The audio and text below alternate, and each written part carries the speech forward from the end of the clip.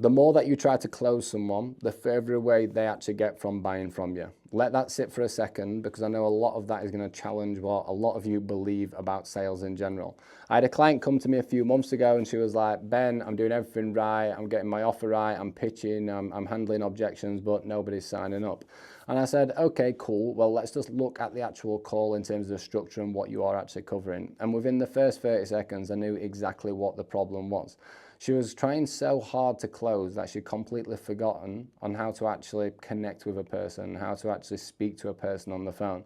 And the moment that I got her to change one thing with her energy, right, was the fact that she then closed 3 out of 5 calls in the next one, which was a lot better than what she'd just done. So if you're a business owner at the moment and you're getting on sales calls, but you still feel awkward or it feels forced, or you're coming off a call and you're thinking you've done everything right, but you're not closing them, this video is for you, and it's going to completely change how you actually look at sales. Because the calmest people on calls will always be the most powerful, right, when it comes to closing objections and closing that sale at the end. So my name is Ben Hawksworth. I own a company called The Coach Consultant, and today I'm going to break down how to lead a sales conversation with calm energy, control, and zero pressure. So the first thing that I need you to understand is that the energy that you bring to a call is going to dictate everything from that point. Get that wrong, it's all wrong. If you are sat there before a call thinking, oh my God, I really need this sale because I've got bills to pay, I need to close this person because I've not had good sales calls before, you've lost straight away. Energy of desperation and neediness will come through with everything that you say and how you are acting and behaving. You need to change that energy when you come in. I always say to our guys, when you go into a sales call, I want you to be remembering one thing and thinking about one thing, and that is, I'm going to genuinely help this person. When you're going with that type of mindset, you're going to be calmer, you're going to be more in control, you're going to be leading the conversation rather than just chasing the conversation. So the shift is going to come from, I need to close this person, to, I need to understand this person. Because when you understand someone at a deep level, enough to basically close them, it'll take care of itself. And that's where a lot of business owners go wrong, because they're focused on the end result, that they forget about actually everything that you need before that point, right? So I'm not asking you to marry someone on a first date, so why would you ram someone's offer down their throat in the first 15 minutes, like when they've not even had time to understand it or the pain that they're in? So when we come into this type of structure with a calm sales conversation, right, the first thing that I want you to focus on is relationship building. This is an area that people normally massively overlook and they rush to the next part. They think that the close is the most important area, and I'm going to tell you right now it's not in any way, shape or form.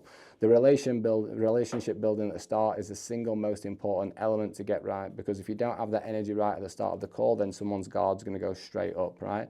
Before you even get onto a call, you should have already got a bit of information on who they are with a type form or qualifying questions, and you should know something about them before that conversation even starts, so you've got something to discuss. And when you open the call, I want you to actually talk to them like a human being. I'm not saying read off a script. You need to have questions, and I've got a dynamic sales script, but don't be acting like some robot. Because what that does, right, it will build trust in the right way when you build that human connection in that immediate first starting point, because it shows that you actually care about that person. So many people skip that stage because they want to get straight to the offer and get straight to the pitch or straight into the pain, and it's the worst thing that you can possibly do. Build a relationship with that person, build a bit of connection. So this is a big one, and this is a big one where people go wrong. The best salespeople in the world are not the ones who talk the most, right? They are the ones who ask the best questions and then shut the fuck up and listen. It's simple as that.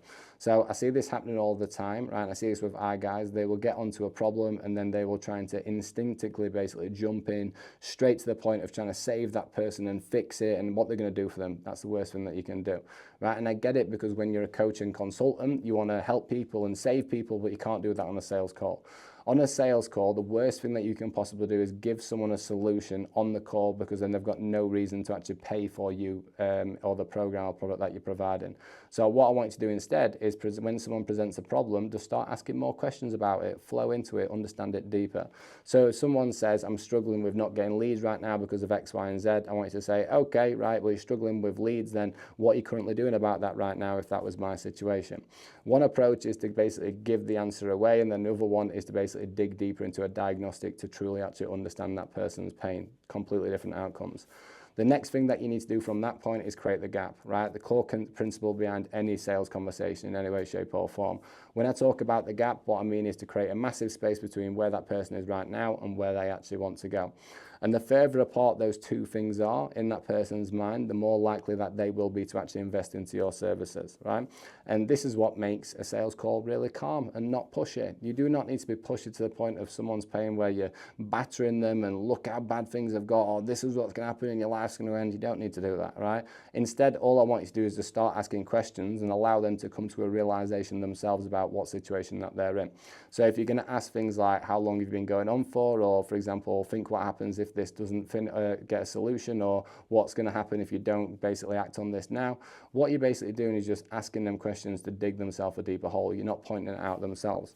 When someone realizes the gap and how big it is themselves, right, then they're going to be ready to hear about what your solution is. Whereas if you just batter their own pain point at them, they're going to put the blockers up straight away.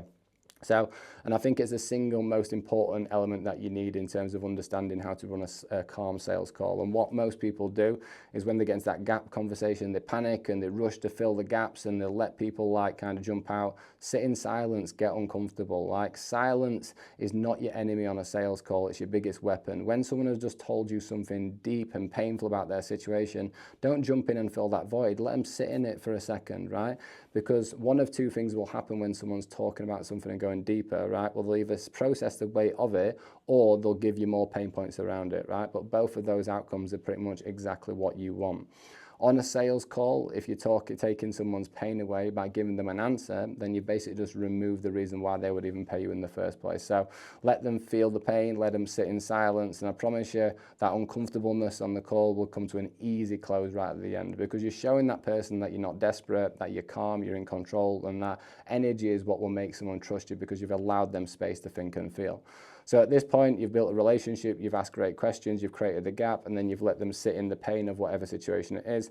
Now, this is where most people mess up because they switch sales mode on and the person on the other end can switch immediately and get that energy.